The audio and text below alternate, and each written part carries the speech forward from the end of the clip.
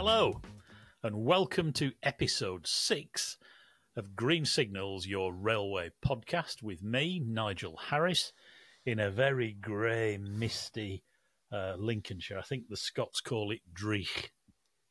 Well, it's not so bad different here. There's Richard Bowker here in Derbyshire, and it's similarly Dreich. Good word, isn't it? I love that word. It's a great word. But there you go. Our word of the podcast, we normally get at least one word that's a great example of the English language. Hopefully many, but a bit distinctive.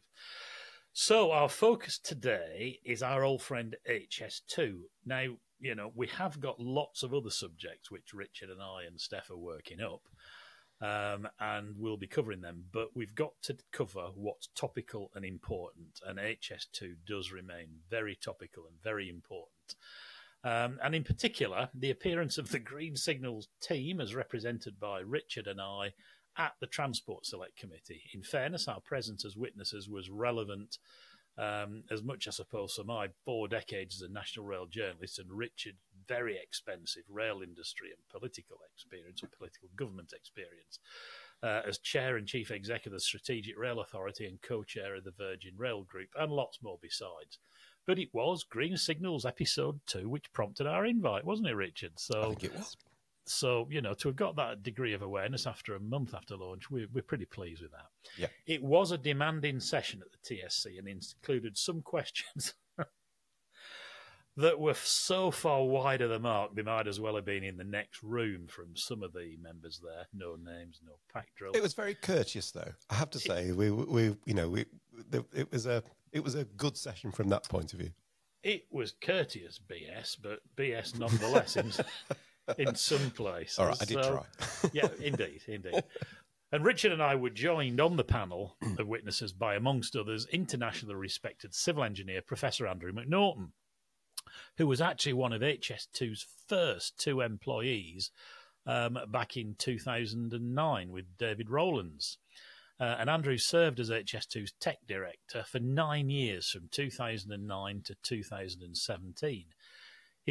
Before that, he'd been Network Rail's chief engineer, so he knows more than a thing or two about rail engineering across the piece.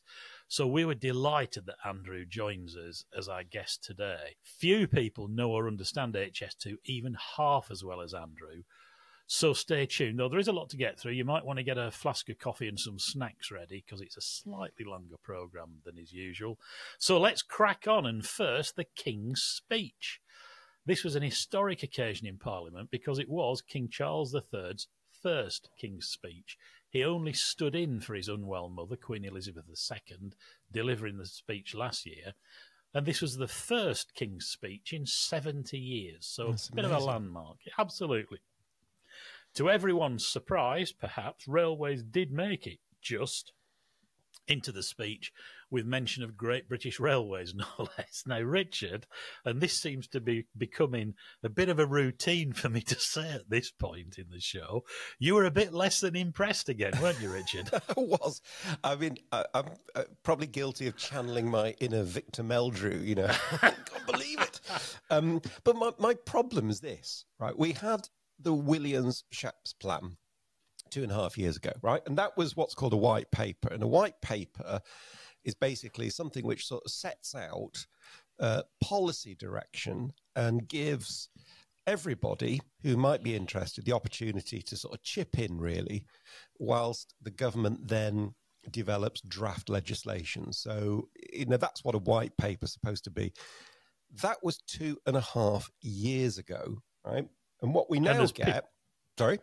I was saying there's been plenty of views and bits chipped in for him to have discussed and included the important bits, or the bits that convinced him. Sorry, I interrupted. No, but you're right. There's been lots of opportunity to do that, and there's no lack of opinion, right? Which does make it harder. I do accept that. But now what we're going to have is a draft bill, not an actual bill. And the arguments given for doing that were because it's very complicated, and this gives the opportunity for people to comment on sort of draft legislation. Again. And I just wonder whether, they really understand the urgency. Now, the argument will be, but the white paper was sort of policy and direction. This is going to be draft legislation. Okay, I get that. But still, this is taking too long. And the argument that it's very complex, I'm not sure holds as much water it used to be. It used to be quite complicated when you had train operating companies, all with franchises, all with track access agreements, all with commercial contracts. But now they're all we don't have that. No, they're all kind of creatures of government, really. The respected railway journalist, Roger Ford, did say that he felt it was possibly because of, real and imagined traumas in the past about the way that different parts of the industry had worked or not worked together. And he may well be right. I mean, he's very experienced. However, I also have a slightly cynical view, which is that I think the government, the officials, particularly at the Department for Transport and the Treasury, have seized control over the last sort of 20 years, and they're kind of reluctant to let that go because the Treasury just think it's all a bit of a money pit. So I wonder whether that's partly what's going on.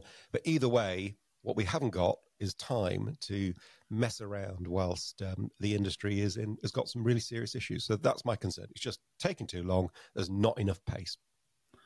Your analogy about a patient, which you gave to me, was a good one, Richard. Well, it's a bit like a multidisciplinary hospital team stood in the operating theatre debating about how to carry out the operation whilst the patient dies in front of them. That's the worry. That's right. You talked about Roger's views, and you're right, but traumas from previous experiences, which may have included the SRA and the rail regulator, Richard. So you may have been one of the traumas of the past. Oh, it's quite more than possible. 3 weeks ago, green signals was mentioned in a parliamentary question, which was pretty good going, we felt, after only 2 or 3 weeks since launch, when the Secretary of State for Transport was asked a question by Ian Stewart, who's the chair of the TSC. Last week, we told you that we'd actually been invited to give evidence at the Transport Select Committee following episode 2 of Green Signals, the HS2 Myths episode. And this week, we can tell you that we've actually done it. And as you can see, Richard and I both emerged unscathed. We've both appeared before the Transport Select Committee before. Richard's done it many times. It was my third outing. But before we dive into the detail, Richard, just explain briefly what a select committee is and what the point of last week's hearing actually was. Sure. Well, select committees are the process by which Parliament scrutinises, and scrutiny is the key word here, how legislation and the business of government is working in practice. You could almost, I suppose, call it a little bit like an internal audit department. It's more than that, but it's scrutiny. There tends to be a committee per department. So there's one for transport, one for justice, one for home affairs. There's a couple that are overarching, like the Public Accounts Committee is a good example of that, which looks at spending across all departments. But by and large, they're per department. They can go into great detail on any topic they choose, though it's often set by the news agenda.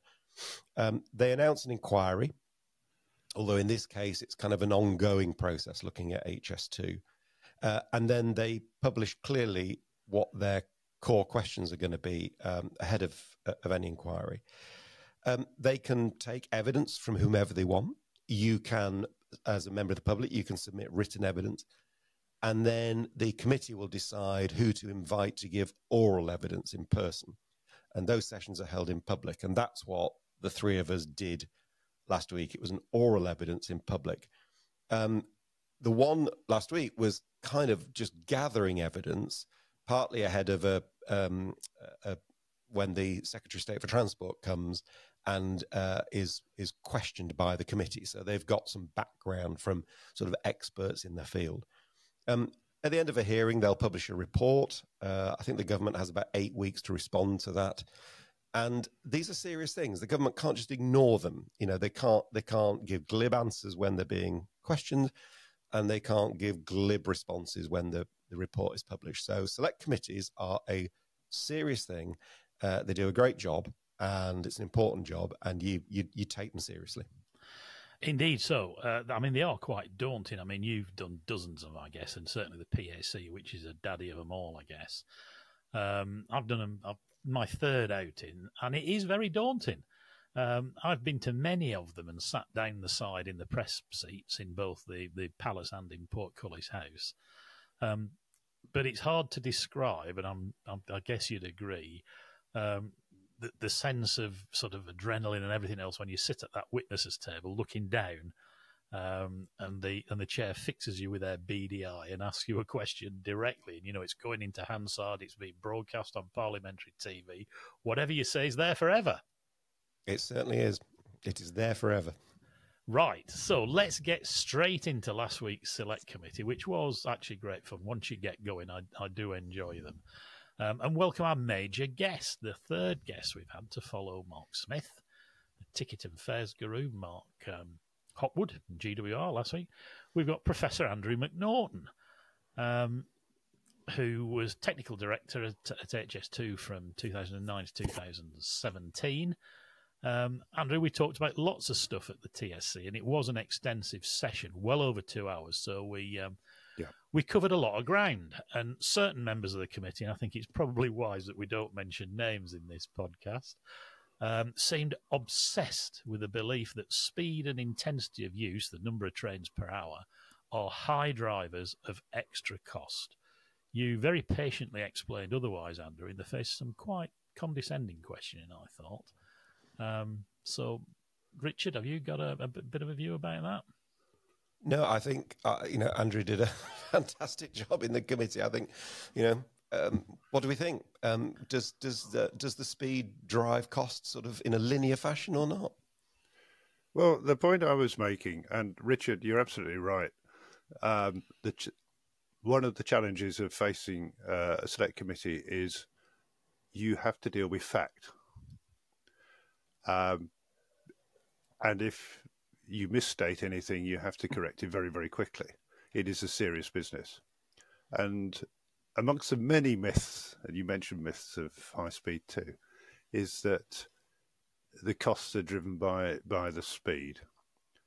And I wanted to pull them back to all the evidence created for the original bill, now the Act for Phase 1, which demonstrated that was really not the case. There are some additional costs of going fast over not going fast. They're principally about dealing with increased noise. So there are some extra costs around the extent and size of noise barriers, but fundamentally, that's pretty much it. The alignment, again, I heard people say, oh, it's arrow straight, and if it could go all over the place, it'd be cheaper. We demonstrated, with the help of Arup back in 2012, 2014, 2016, all the way through the process, that was not the case. In fact, if you went on a spree around half of England, it would cost you more because it'd be longer.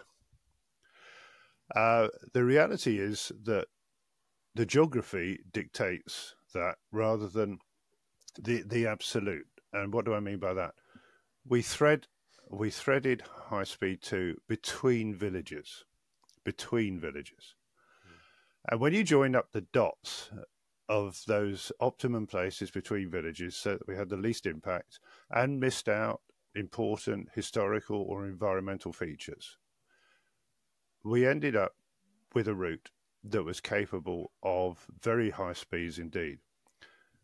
We were then challenged in consultation about what would change if you reduce the speed from nominally 360 kilometres an hour, that's 225 miles an hour in old money, back down to 186 miles an hour. And the answer was you wouldn't have changed the alignment at all. If you did, you would simply move it closer to a village to move it away from another village. So it's a nonsense. But as I say, there are a few things which do cost a bit more. But it's the same tunnels which were there because people wanted them on the grounds of not wanting to see the railway. There's the same viaducts. There's the same earthworks. It really is only a few % on the total cost. And I mean, by a few... Sorry, go on. Sorry, on the tunnels point, Andrew, that's really interesting because I mean, to the layman, to the non-engineer, you're thinking, here's a train going through a tunnel. It's acting like a piston. So it's pushing quite a lot of air as it goes through. Yeah. And we're saying that actually doesn't make a huge amount of difference how fast that train goes through that tunnel. It makes some difference, but when you look at the cost, the main cost of a tunnel is digging the hole. Yeah. And then providing the fire safety equipment, the fans for smoke, the ventilation, the escape shafts. The extra over for going faster is not that great. There's only one tunnel on the fast stretch, and that's out at Long Itchington Wood in Warwickshire. The other tunnels, like the tunnels between Euston and Old Oak Common, are the same sort of tunnels as you got on High Speed 1, because the trains are not accelerated to that speed at that point. Makes sense. Yeah. Or the ones out through that were insisted on in the end through West Ruislip, where the original line was on the surface alongside the central line. But when that was put into tunnel, again, as a result of public consultation, not as a result of speed, because the line is dead straight there. It's a dead straight corridor. The speed, again, pulling out of Old Oak Common, is not very, very high speed. And so when you look at issues like, for instance, the track itself, so the decision was taken to go, I think, with a slab track rather than a ballasted track, and it might be worth explaining what the difference between those two things is. Again, does the track formation change as a result of going faster, or is that, again, another bit of a myth? No, the track formation changes when you get to a critical amount of tonnage, which you can call number of trains an hour or intensity of use. And the worldwide research has shown that once you get more than 10 or 11 trains an hour, and High Speed 2 is designed for maximum capacity, which is a lot higher than that, then the whole life cost is cheaper if you go for a concrete slab track, which is what you see in Germany now, rather than conventional ballasted track with sleepers. But speed does not dictate that. If you go to France, where there are some very high-speed lines which are not used by many trains an hour, 6 or 7 trains an hour, it works perfectly well with ballasted track. Like the TGV line from Paris to Strasbourg and things like that. But once you get above that sort of, I call it 11, 12, there's not a sort of totally magic point, but 11 or 12 trains an hour, then if you have ballasted track, then you're virtually going in to maintain it very, very frequently because of the wear and tear. But it's not because of the speed. It's because the amount you're using it. Okay. So the fact that it was planned to be very heavily used does impact the cost, because we go for a more expensive track form that needs a solid foundation. And of course, you get to more complicated stations because there's more trains. Yeah, sure. But it is the usage that increases the cost somewhat. But it's still only a small percentage, because you're still building viaducts and tunnels and earthworks and stations and all the other paraphernalia and the signalling systems. And that does not change. And I suppose one could argue that by investing in that capital up front, for instance, like the slab track, the whole life cost, as you describe it, comes down because the ongoing maintenance is reduced. So one could argue it's actually a very sensible cost decision, not the opposite. Well, we went through that for quite a long time, because it did put some capital cost in. But the quid pro quo is less maintenance, higher reliability, less nighttime maintenance around all those villages that were concerned about the noise that would come from a railway that they hadn't got at that time. So there are a number of benefits from building the thing right in the first place. Yeah. Financial, but also, don't forget, less maintenance means, apart from less maintenance costs, it means less nighttime working along the railway. You mentioned capacity and the capacity of HS2, particularly phase one. Why did we design a railway that could take so many trains per hour on that kind of core pipe? I'm probably sort of slightly leading the jury there, but on that core pipe, why was it able to take so many trains? Because as you rightly said, that has dictated some of the cost. Yeah. When we look at successful high-speed railways around the world, they were often designed for what they thought was the traffic of the time. But 20 or 30 years later, they've been successful. More trains are being run. More places at the end of the line want to be connected.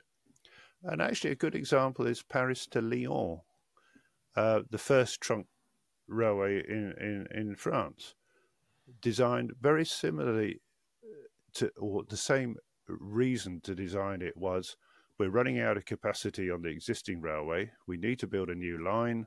We can't sensibly upgrade the old line anymore.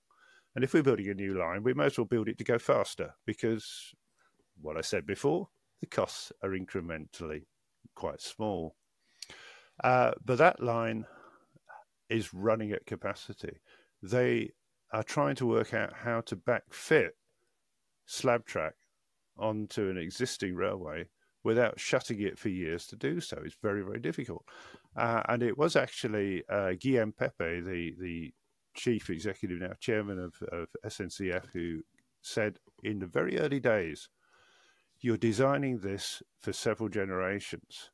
Don't make the mistake of under-designing so that it runs out of usefulness after just a decade or so. Now, why so many trains? Because so many cities need to be served if this is to be the trunk railway. In fact, the trunk long-distance transport system joining up the major north-south city conurbations of this country. We're only going to build one new railway. It's going to take an awful lot of trains, an awful lot of people, unless you think the future is sitting in a traffic jam on your electric car on the M1. We started off the early days of HS2 thinking we're going to be running as many trains as the Japanese, which is 13 or 14 trains an hour. But then early public consultation, early government consultation, no, we want you to serve this city as well, and this city, because they will all benefit. The economic benefit and the social benefit of connecting more people far outweighed, again, the very small incremental cost of jumping the capacity to a practical maximum. When I first said, we can run 18 trains an hour on this railway, then there was a whole load of naysayers going, well, show me where this happens in the rest of the world. The rest of the world, because I was chairing the high-speed rail committee of the World Railways at that stage, said we would be doing the same, but we made the mistake that we didn't build it for that capacity. We wish we had done. Now we're probably going to have to build another railway alongside it. Well, we're not going to do that. We build it once and we build it right.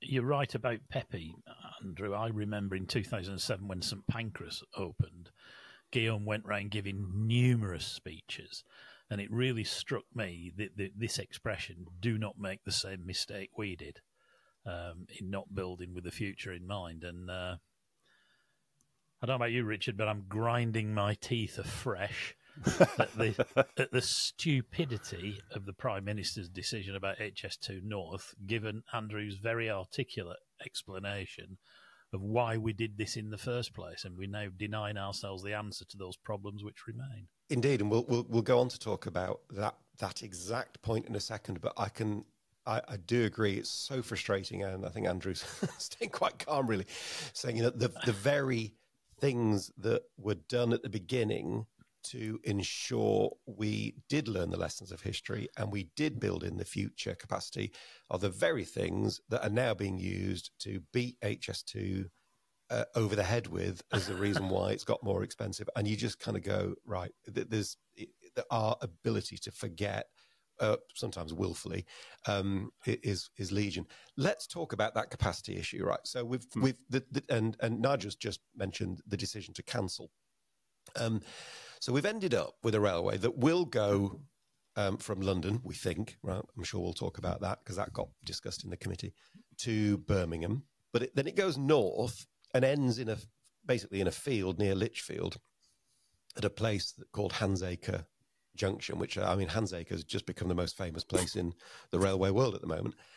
And then it rejoins the West Coast main line. But the problem is, by doing that, it joins a network which doesn't have the capacity to run too many additional trains. So, for example, we talked at the committee, didn't we, about the impact on, say, freight.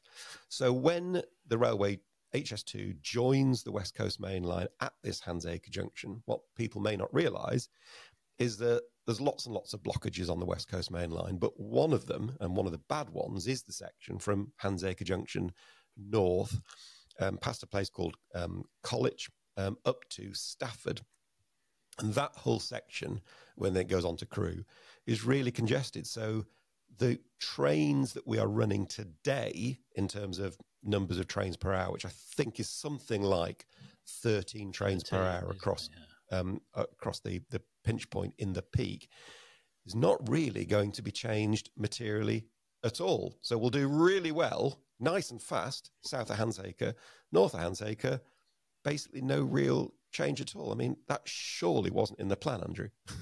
No. I mean, you just described a scheme to treble the capacity of the railway, overall railway between London and the north, that you're now saying, well, there won't be any more capacity. Because all you can do with phase one, we're always dead straight about it with phase one, is you're substituting almost one-for-one the existing service. There is no room for more freight. The capacity improvement there is on phase one is between London and the housing growth area of Milton Keynes, Northampton, Rugby. So there's some of that surplus capacity on the West Coast in the future can be used for more outer commuter. I call them commuter, but they're far more than that. The outer train service out to Rugby and Coventry. It was always the case that, just as with High Speed 1 or the Channel Tunnel Rail Link, that was built in two phases because you want to get going with something and you can't build it all at once. There isn't the resources to build it all at once.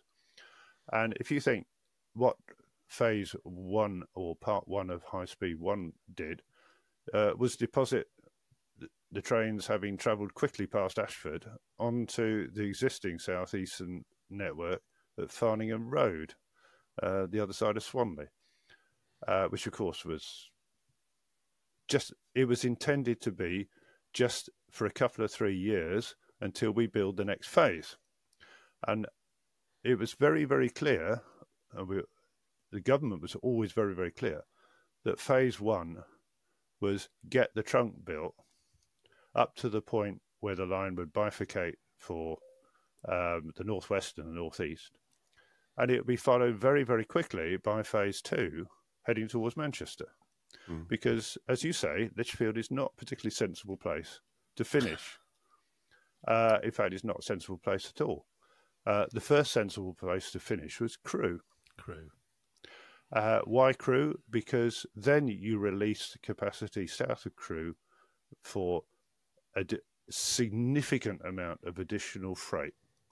And I have to say that all the way through public consultation, the one thing, whatever people thought about high-speed rail or anything else, and some of the myths and legends that we've just been talking about, the idea that you could get lorries off roads onto rail, there was nobody who thought that was a bad idea.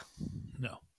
And I actually understand it gets even worse than that. So I was doing a little bit of digging into the acts, and to your point about it was always the plan to go to Crewe, right? So there was never a plan, really, or very quickly, never a plan to end where it's now proposed to end. So at this place, Handsacre Junction, and you may want to kind of explain the difference between these. There were a couple of schemes designed. One was what's called the slow line connection, which has a certain number of train per hour capacity. And then there is a fast line connection, which has a higher capacity. And when the phase 2A act, so from Birmingham to Crewe, was given royal assent, the powers to build a fast line connection were effectively relinquished because there was no need for it, because most of the stuff was going to go to Crewe. So my understanding is there actually aren't at the moment any powers to build a fast line connection at Handsacre, because that was relinquished.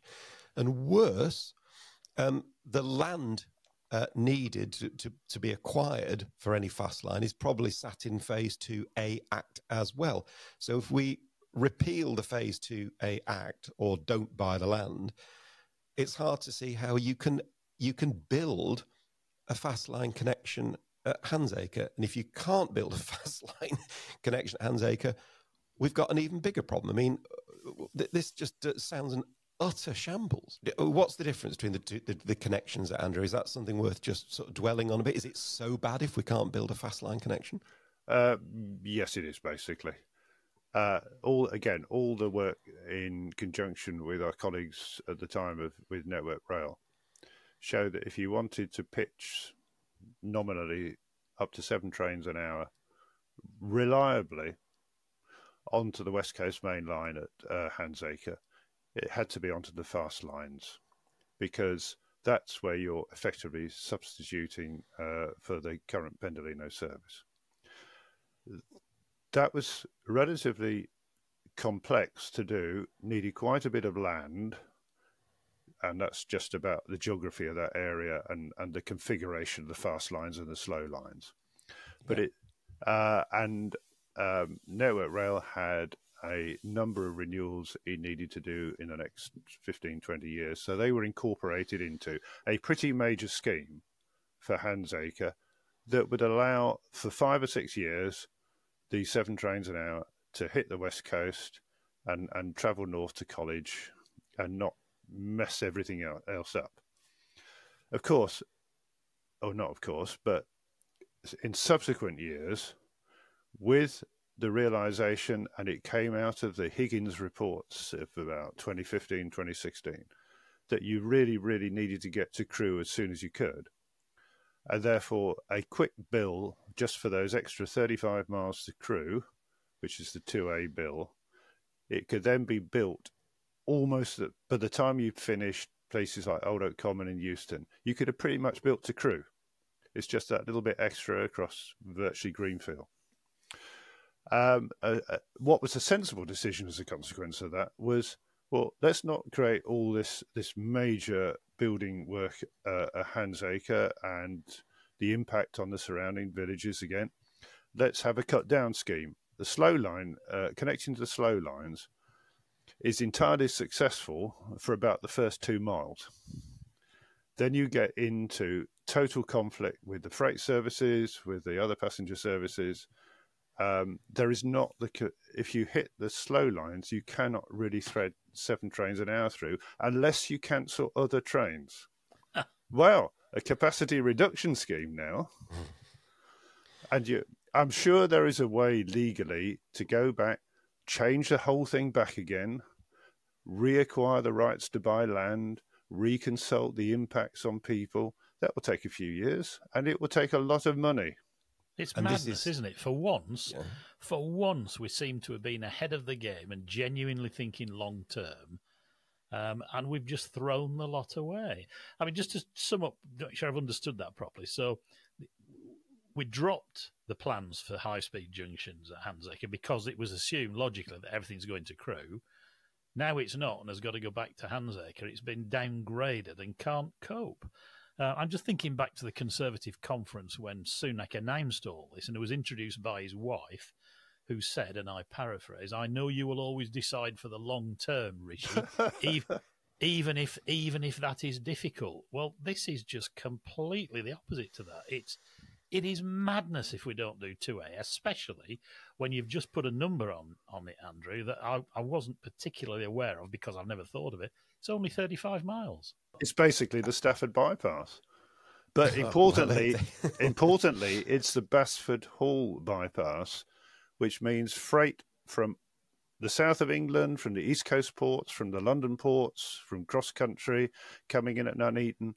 Freight is there is a great amount of additional freight capacity between Handsacre and Basford Hall, unimpeded by fast passenger trains, if you do 2A. If you don't, can't do it.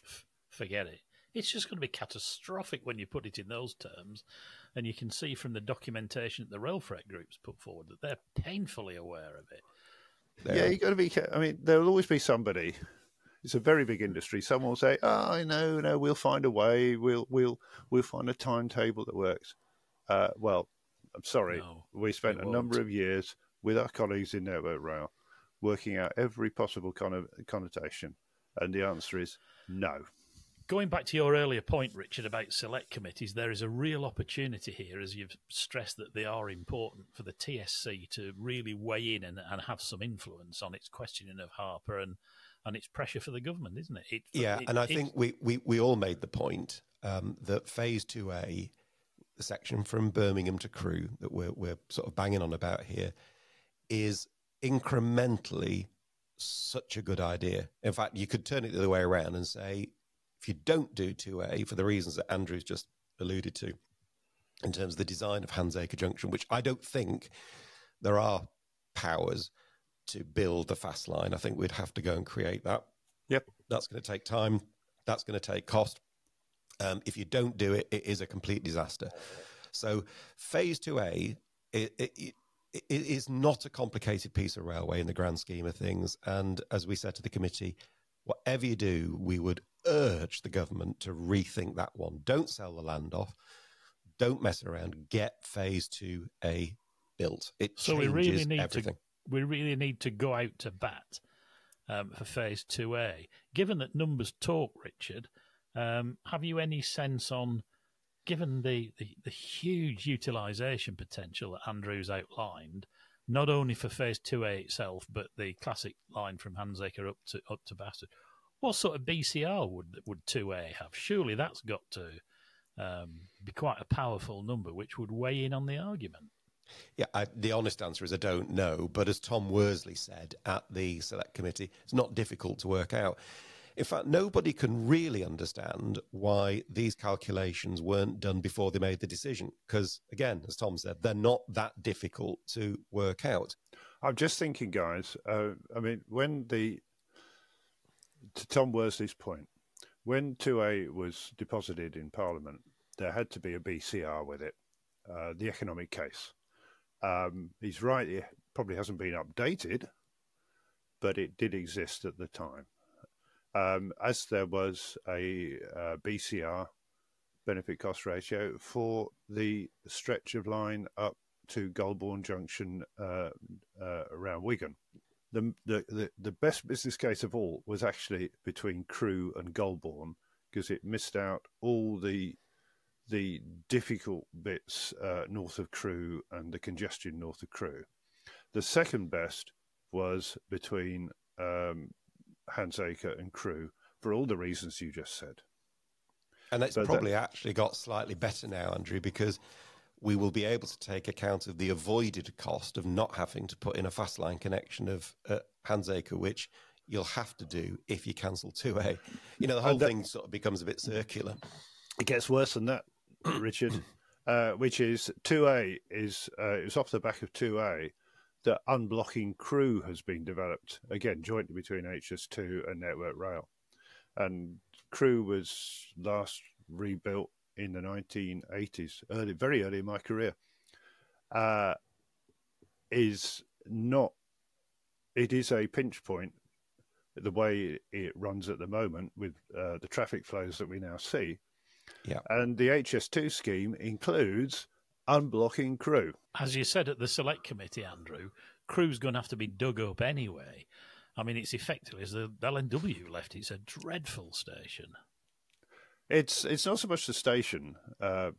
It is the way that lines are threaded in north and south, and there are multiple conflicts.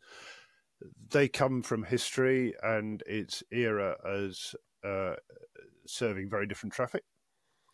And the HS2 scheme was designed to sort all that out. It's a perfect illustration, isn't it, of just how pernicious the effects are when politicians meddle and de-scope a carefully thought out large design. That is true. That is true. Although that probably does take us neatly on, I think, to the next section, doesn't it? Which is we wanted to chat about, because one of the things that did get talked about a lot in the SAC committee was this point about costs, why costs have gone up. Indeed. So there's lots of talk about exactly that, about how costs have gone up from the original design. And we touched on this in the Myths programme, didn't we, Richard? Every news story you heard talked about costs spiralling, which we disproved. But you gave the committee a few examples, Andrew, as to why costs have risen. Can you just sort of summarise them for the wider audience? Yeah, very quickly. And this is not specifically about HS2, and it's not specifically about railways. It's about built infrastructure in this country. There are four things that you can do to cause cost escalation, and in kind of reverse order. The first is if you don't have a skilled workforce, and by this I don't mean lots and lots of white collar bunnies. I mean a skilled workforce, artisan people, trained artisans. The industry, the engineering industry, cannot train artisans if you just switch work on and off. So you start training people, and then you got no work, you sack them all. You need a steady program of work. So political decisions which just cut the rug from underneath that, whatever else they do, they stop the training of the next generation of people and the skills you need to build infrastructure. There's been a mood in government that you can contract out all long-term risks to the supply sector. I think it may have come from the sort of PPP era or PFI era. The idea that you can say, for example, on High Speed 2, no, you designers and constructors take the risk of earthwork stability for 60 years. Well, how the hell do you do that as a contractor? Well, you design it to be absolutely bomb-proof. It's called over-design. And that's happened, has it, here? Has that happened here, do you think? Yeah, it's happened here. You know, list the schemes where it's happened. Nigel gave a nice example in TSC about the Great Western and the over-design of the catenary. It comes down to, if you tell a very thinly capitalised supply chain that it's got to take long-term risk, it can only do that if it designs for every possible eventuality. But the most pernicious problem is actually with clients. And clients normally means government on big infrastructure. Every time a government or every time somebody changes the requirements, changes the spec, then you chuck away the design and you start again. Once you've got a project going, if you change it, the costs rack up very, very quickly. Look at Euston. It's had about 4 designs. The last one, I think, cost £100 million and gets junked. You see it in the defence sector with projects. If you change the scope, if you, the client, meddle with the scope once you've asked the builder to build it, it's no different to meddling with a builder who's doing your house extension. The costs just go off. It's not just that it's not the idea that the contractor is suddenly making silly money. It's genuine extra cost of changing this thing in mid-flight. And this is a huge project. We've got rid of the Goulburn link. We've got rid of HS2 East. We've got rid of HS2 North. These are vast, vast changes to the scope. Yes, but it is no different. And a point I tried to make to the Transport Select Committee: HS2 is not unique. No, and it's absolutely right. This is an issue around major infrastructure projects, often government-led or cliented major infrastructure projects. And this client point is really important. So you mentioned about capitalisation of the contractors. So you look at these major contractors. They're big companies compared to your corner shop. Let's not underestimate. These are big companies, but they're not as big as government, right? So if you ask them to take the liability of groundworks for 60 years, the first thing the design consultants will do is go, flipping heck, I need to look at what my public liability, my professional indemnity insurance is for that. Mm. Well, that's not big enough. That's going to wipe me out. I will just simply design this so it cannot ever fail, right? And you end up with crazy costs. If you've got an example, are you aware of any examples of that with HS2 particularly, where the decision to just avoid risk as opposed to manage it, which is a big issue, has just led to unit costs which are just off the scale? Okay. There are numerous. Each one doesn't break the bank, but cumulatively they do. If you dig a deep cutting, then when you take all the load off the base beneath that cutting, then the ground, because it's no longer got thousands of tons of earth on top of it, will heave a bit. So if you could magically come along and create a 20-metre deep cutting one night, the next day the bottom of the new cutting would start to rise up a few tens of millimetres over a period of time. If you want to have no risk in your design, you go, how do we hold that down? Because we don't want a railway that's rising when we built it. So you start drilling in hundreds of tension piles that hold down the base of that cutting. But the reality of real engineering is you don't dig it overnight. You dig it over a couple of seasons. And as you dig it, the ground starts to heave. And by the time you got to the bottom and you're digging out the final surface, it's done its 80 or 90% of its heaving. You don't need to put in tension piles at all.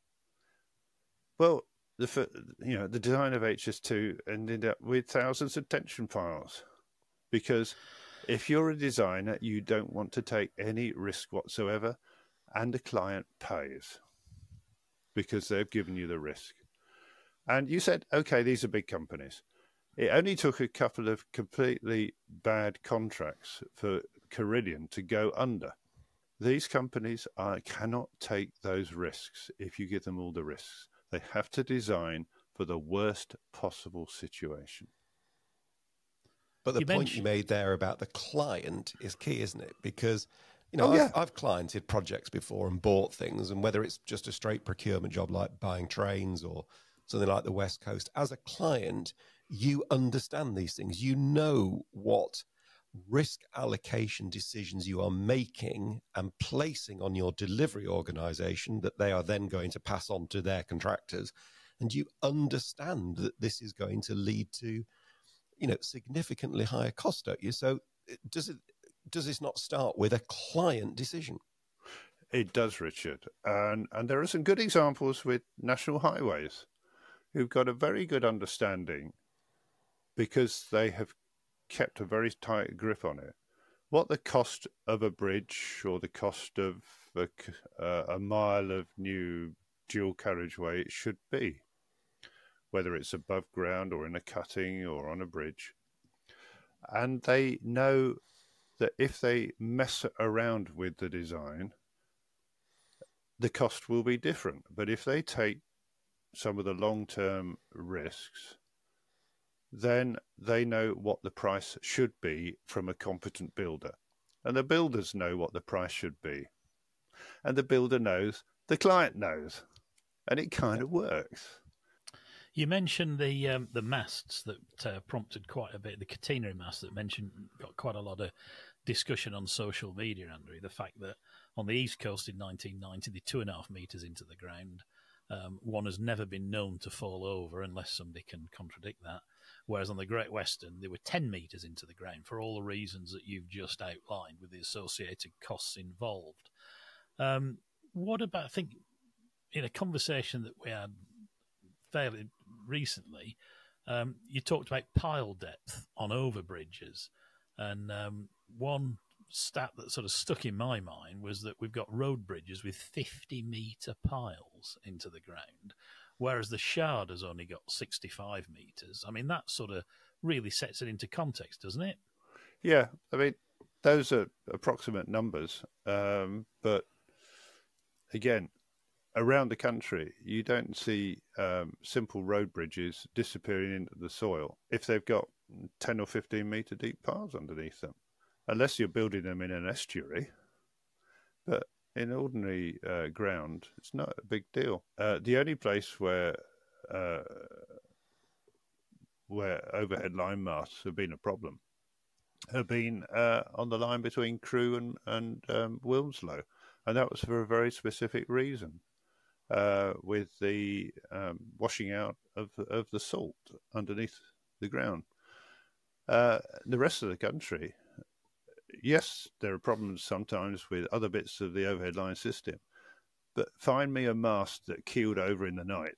It doesn't happen. And yet, is this not one of the reasons why we set up a National Infrastructure Commission under Sir John Armitt, who said after the decision to scrap HS2 North, he wasn't even consulted?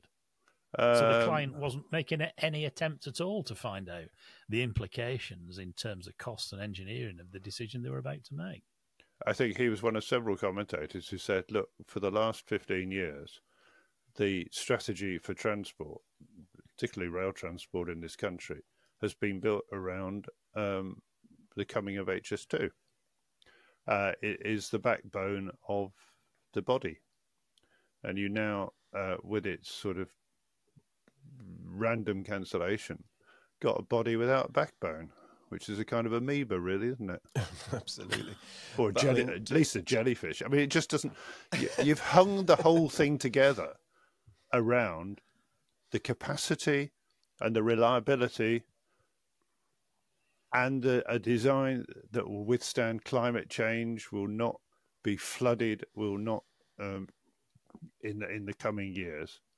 And then everything else fits around it, and all Network Rail's strategic planning has fitted around it, and Transport for the North's planning has fitted complementary to it. And then you chuck away the backbone. Yeah. Well, there are consequences. But on this point on cost, then, is it fair to summarise that by saying that, yes, costs have risen, partly through constant fiddling with the design, partly through engineering decisions that are the natural consequence of risk allocation, which fundamentally starts with the client's understanding of what risks they want to transfer to the delivery partner and to their contractors. Yeah, that's the quick way of putting it. And, another example of that, Richard, is Euston, where, I know, let's put a roof over the whole of the station. Oh, and the approaches. And it'll, that roof will only cost a couple of $100 million, and look at all the development we can build above it. Well, it's not cost it. The roof may cost a couple of $100 million, but it's completely changed the cost of the station because it's now an underground station. And you go, yeah, so what? Well, the so what is, instead of being in the open air with a roof, it now needs ventilation, fire systems, emergency accesses and egresses, heating and cooling systems, because it cooks underneath there without them. It becomes a massively complex and difficult engineering design problem. And is it any wonder that Euston goes from 2 billion to 4 billion?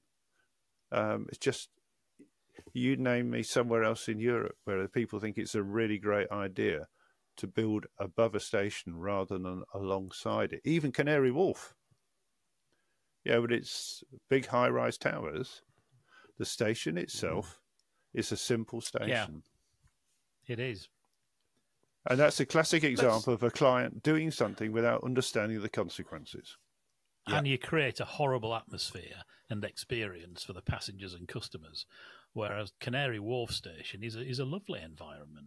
Yeah, and these have got to be places that people want to go to and from. And you've always got to have an eye on cost. You know, we're not just building gold-plated palaces for the sake of it, but actually these things last forever. You know, I went on the Elizabeth line again the other day for which I do fairly regularly, and I'm still very grateful because I was involved with that right at the beginning, 20 odd years ago, that the decision to create, big station boxes with large circulation areas and, it was taken, because although it costs money, it's something that will now last us for generations. Let's just talk about this Old Oak Common Euston thing, because you've touched on that, Andrew. One of the things that the committee asked us, the Transport Select Committee asked us, was about, is Old Oak Common a sensible place to end this railway? And I think we were pretty unequivocal in the response to that. And Old Oak Common can take how many trains per hour, and what is the consequence of that for the rest of the railway if we end there? All the modelling work we did said Euston may not be finished in time. Old Oak Common, as a terminus, could reliably, keyword, take no more than about 6 trains an hour. Why so few? You say, oh, look at all those platforms.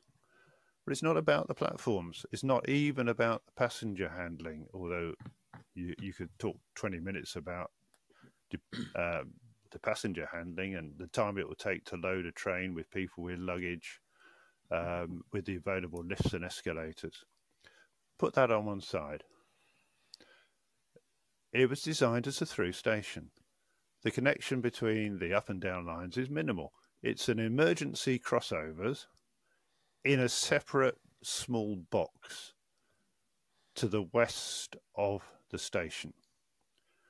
Neither the station nor that small box, it's called Victoria Road Box, can be expanded, not just because there's no powers to expand them, because they're wedged between railways and houses and various other things.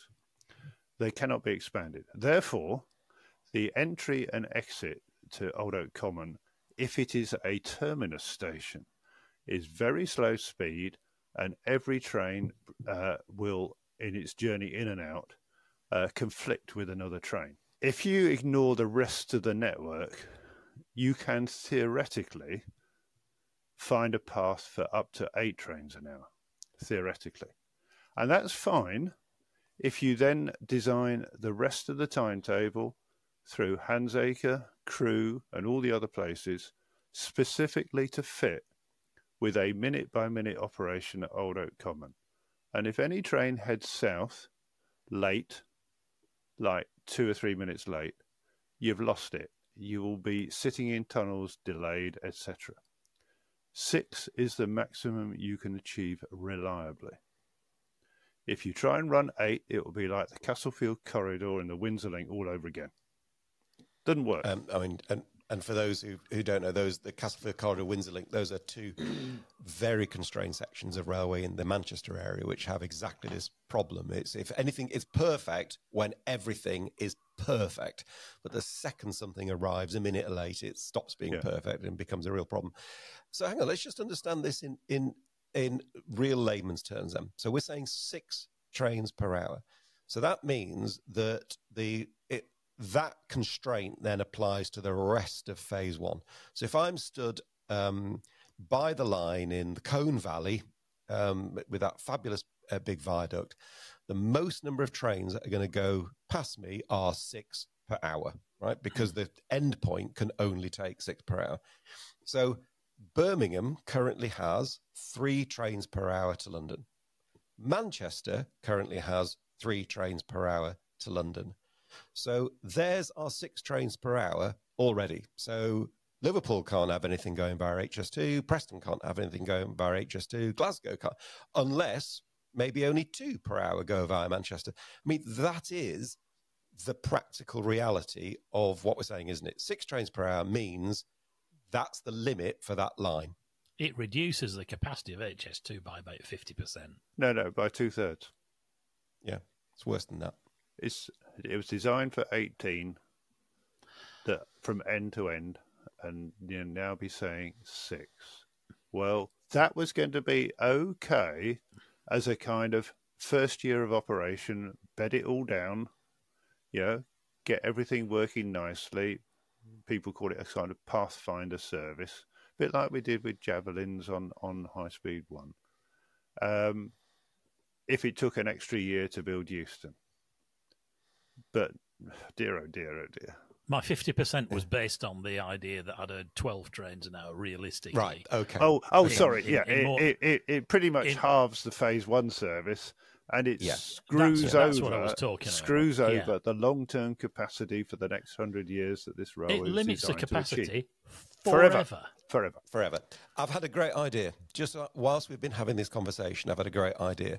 You know how we had a competition to decide where the headquarters of Great British Railways should go? God, yeah. Millions of pounds spent on site, right?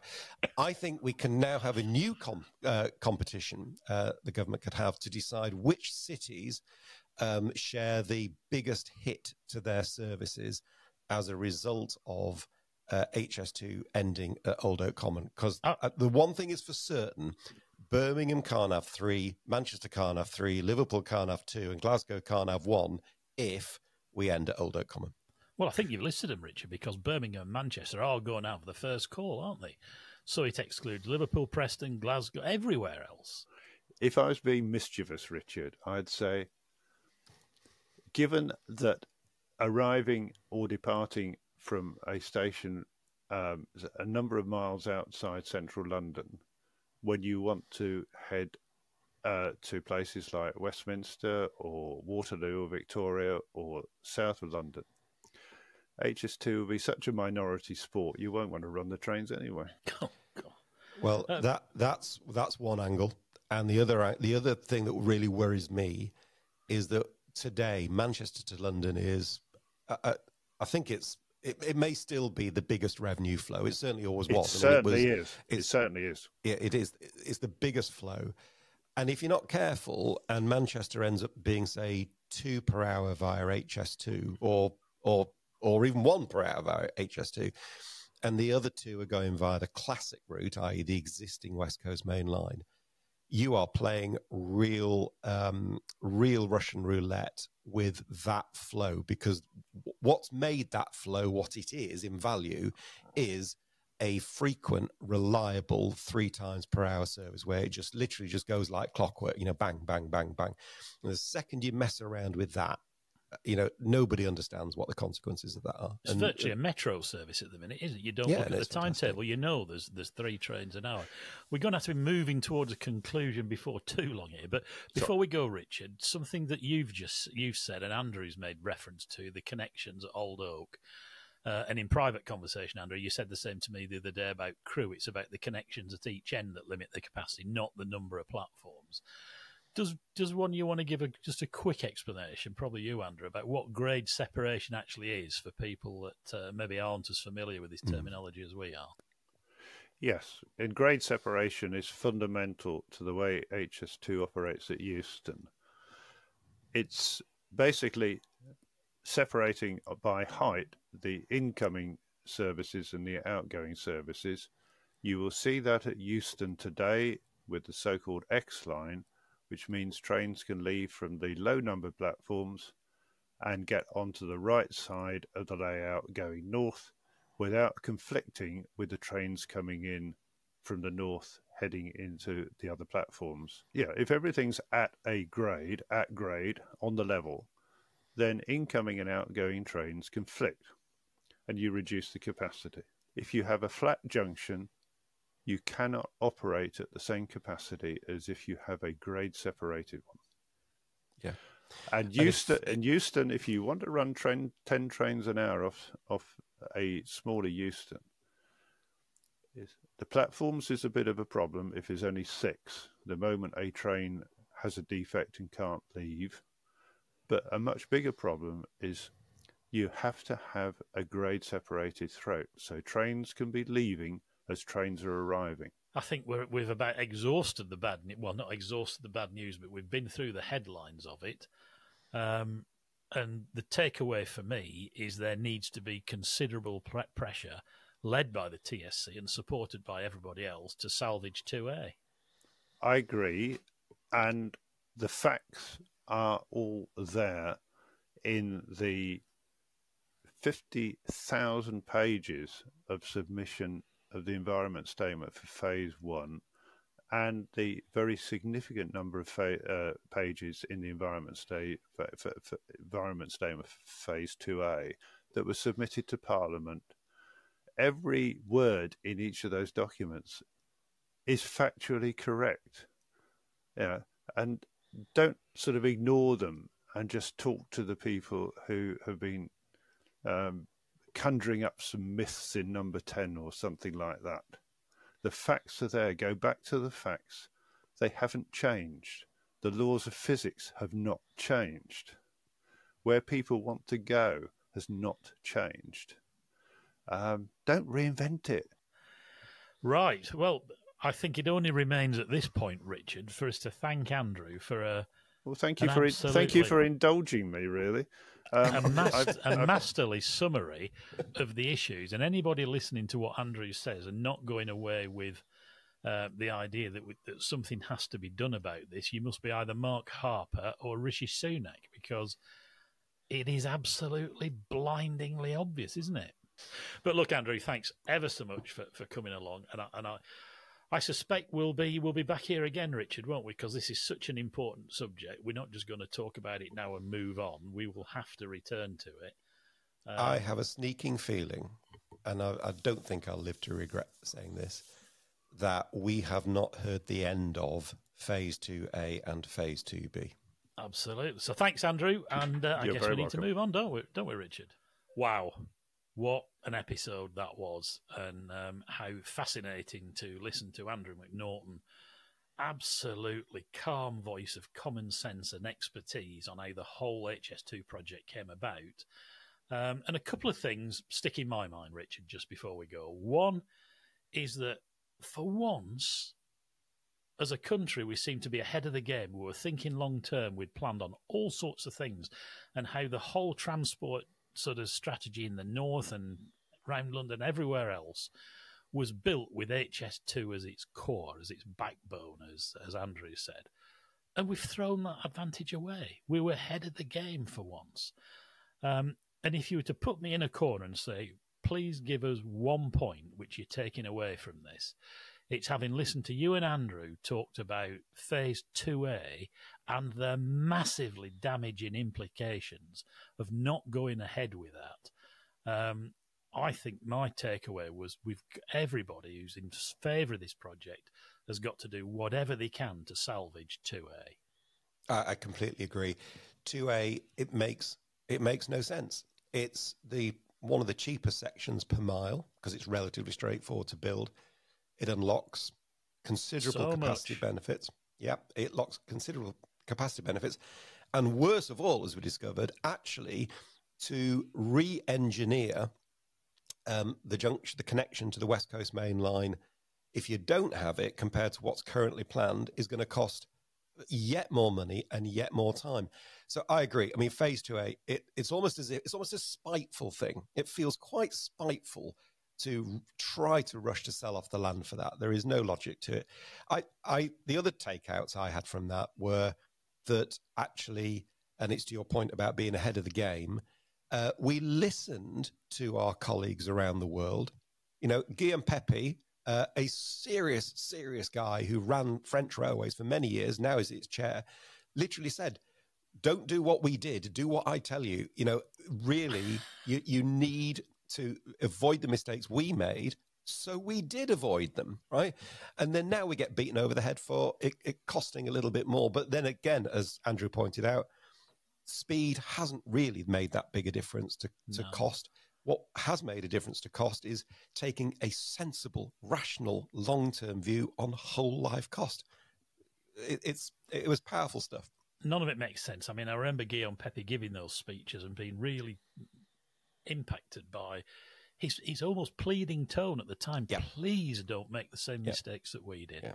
So phase 2A, let's hear it for phase 2A and do what we can to, I suppose at the very least, get the land safeguarded. Before we go, we've got a bit of news, Richard, haven't we? We have got a bit of news, fantastic news, actually. Probably most people think that what you and I do is it all happens very easily and all the rest of it, and it most certainly doesn't. And it's quite complicated to put these things together, and we're having an absolute blast. But we've got some real plans for the future, and to help deliver those, we thought it was time to get some actual professional talent involved in green signals. So we are delighted to welcome Stef Foster to our team. Now, Stef is well known in the rail industry. She was at Rail Magazine with you, of course, Nigel, where she 16 years. I know, and she's coped with that remarkably well, I have to say. She went through a number of roles and was obviously at the towards the end acting editors. You know, so Stef knows the industry, knows the people in it. The people know her. She's truly outstanding. She loves a good list, which makes me very happy. She's organised. She's super professional, and she's got lots of brilliant ideas, as we have for this podcast as well. And there's loads of other things we're going to be looking to do. So we are delighted that somebody of Stef's calibre has joined us. Welcome, Stef. And she's joining us as general manager.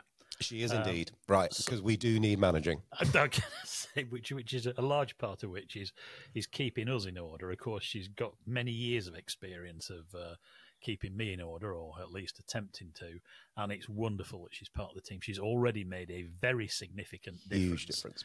In the couple of weeks that she's been with us, and onwards and upwards to ever greater things. So welcome, Stef.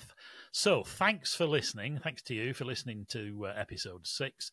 Thanks once again to Andrew McNaughton for joining us. You can find a link to watch the TSC in action if you want on the blog page on our website, greensignals.org. It was quite a long session at 2 hours, which is really tiring, isn't it, Richard? Because you've got a laser-like concentration throughout. Otherwise, you find yourself in that situation like I used to find myself when my mind was wandering in a French lesson. And I'd just hear the French teacher say, "Can you conjugate this verb, Harris?" And I have no idea what they were talking about.